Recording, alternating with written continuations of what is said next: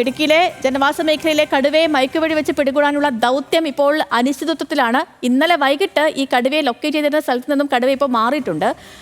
Erumeli range ഓഫീസറാണ് അക്കാര്യം അറിയിച്ചതും. Drone ഉപയോഗിച്ചുള്ള നിരീക്ഷണം തുടരുന്നുണ്ട്. കടുവയെ ലൊക്കേറ്റ് ചെയ്താൽ മയക്കുവഴി വെക്കാനുള്ള നടപടികൾ ആരംഭിക്കുമെന്നും ഉദ്യോഗസ്ഥൻ പറയുന്നു. വാക്കുകളിലേക്ക്.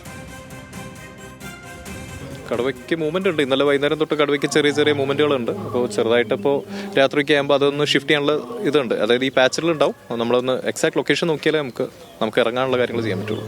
നടപടിക്രമങ്ങൾ നമ്മുടെ SOP പ്രകാരമുള്ള പ്രൊസീജിയേഴ്സ് തന്നെയാണ്. അപ്പോൾ ഇനിയിപ്പോൾ ലൊക്കേറ്റ് ചെയ്യുകയും ബാക്കി ആ രീതിയിൽ തന്നെയായിരിക്കും നമ്മുടെ ഒരു ഓപ്പറേറ്റിംഗ് സ്റ്റാൻഡേർഡ് ഉണ്ട്. അത് വെച്ച് തന്നെ നമ്മൾ മൂവ് ചെയ്യും. അതേസമയം വലിയ ആശങ്കയിലാണ് ഗ്രാമ്പിയിലെ നാട്ടുകാർ. കുട്ടികളെ സ്കൂളിൽ വിടാൻ സാധിക്കുന്നില്ലെന്നും പുറത്തിറങ്ങാൻ പോലും കഴിയാത്ത സ്ഥിതിയാണെന്നും നാട്ടുകാർ പറയുന്നു.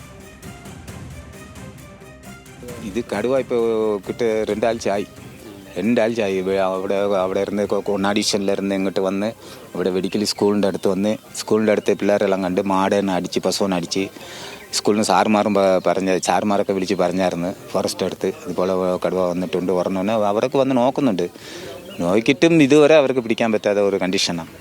ഇപ്പോൾ ഇവിടെ വന്നിട്ട് ഇപ്പോൾ 3 ദിവസം ആകുന്നെന്ന് പറയുന്നു. ഞങ്ങളിപ്പോൾ പേടിയോടെയാണ്. അപ്പോൾ അടുത്തൊരു 300 മീറ്റർ അങ്ങോട്ടായിരുന്നു.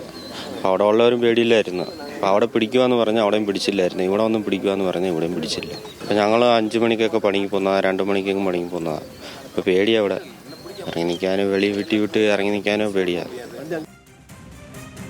കടുവാ ദൗത്യത്തിന്റെ ഭാഗമായി വണ്ടിപ്പെരിയാർ പഞ്ചായത്ത് 15-ാം വാർഡിൽ നിരോധനാജ്ഞ പ്രഖ്യാപിച്ചിട്ടുണ്ട്. ഇന്ന് വൈകിട്ട് 6 മണി വരെയാണ് ഈ നിരോധനാജ്ഞ തുടരുക. ഗോകുൽ രമേശ് ചേരുന്നുണ്ട് നമുക്കൊപ്പം. ഗോകുൽ, ഈ നേരത്തെ ഇന്നലെ കടുവയെ ലൊക്കേറ്റ് ചെയ്തിരുന്ന സ്ഥലത്ത് ഇന്നിപ്പോൾ കടുവ ഇല്ല. ഡ്രോൺ പരിശോധനയുണ്ട്. കടുവയെ വീണ്ടും കണ്ടെത്താൻ സാധിച്ചിട്ടുണ്ടോ? വനം വകുപ്പിന്റെ നടപടികൾ എങ്ങനെ മുന്നോട്ട് പോകുന്നു?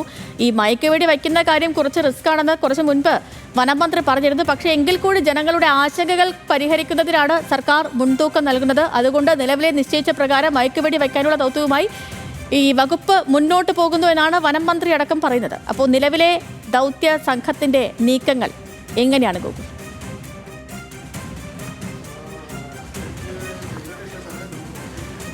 സേതു, നിലവിൽ കടുവയെ പിടികൂടാനുള്ള ദൗത്യം ദൗർഭാഗ്യകരമായിട്ട് ഇനിയും ആരംഭിക്കാൻ സാധിച്ചിട്ടില്ല എന്നാണ് നമുക്ക് പറയാൻ സാധിക്കുന്നത്. കാരണം കടുവയെ ലൊക്കേറ്റ് ചെയ്യാൻ ഇതുവരെയായിട്ടും വനംവകുപ്പിന് സാധിച്ചിട്ടില്ല. രാവിലെ മുതൽ ഡ്രോൺ വഴി കടുവ എവിടെയുണ്ട് എന്നുള്ള കാര്യത്തിൽ നിരീക്ഷണം നടത്തുന്നുണ്ട്. പക്ഷേ ഇതുവരെ ലൊക്കേറ്റ് ചെയ്യാൻ സാധിച്ചിട്ടില്ല എന്നാണ് മനസ്സിലാക്കുന്നത്. ലൊക്കേറ്റ് ചെയ്ത് കഴിഞ്ഞാൽ ഉടൻ തന്നെ മയക്കുവെടി വയ്ക്കുന്നതിനുള്ള നടപടികൾ ആരംഭിക്കുമെന്നാണ് അറിയിച്ചിരിക്കുന്നത്. ഇപ്പോൾ നമ്മൾ ദൃശ്യങ്ങൾ കാണുന്നത് ഈ വനംവകുപ്പ് ഉദ്യോഗസ്ഥർ ഇവിടുത്തെ നാട്ടുകാരുമായിട്ട് സംസാരിക്കുന്നതാണ്.